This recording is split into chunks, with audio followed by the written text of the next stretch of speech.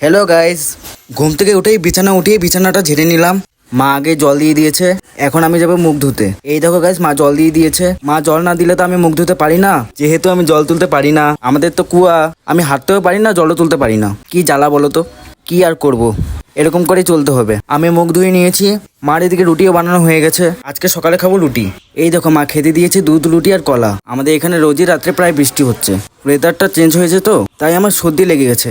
বাইরে সবজি নিয়ে এসেছে, মা এখন যাচ্ছে সবজি নিতে। এই দেখো কি কি সবজি নিয়ে এসেছে। এই দাদা রোজই আসে আমাদের এখানে, মা এই দাদার থেকেই সবজি নেয়। মা নিচ্ছে করলা আর পাট শাক নিচ্ছে।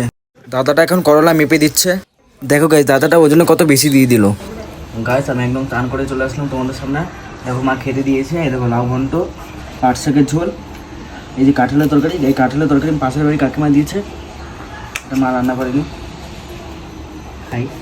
দেখো স্প্রাইট খেয়েছিলাম, এটাতে এখন আমি জল খাই। তোমরা কি এমন করো? এই যে এই বোন নাম নিতে বলেছে, বোনের নাম মৈত্রী। এই দেখো বোন, তোমার নাম নিয়ে নিয়েছি আমি। খেতে খেতে এই দেখো এসেছে বিড়াল, আমি তো হাতেই পারি না। আমি কি করে উঠে গিয়ে একে খাবার দিব? পরে মা দিয়ে দিবে। আর এর নাটক আছে, এগুলো দিয়ে খাবে না, ওর মাছ লাগে।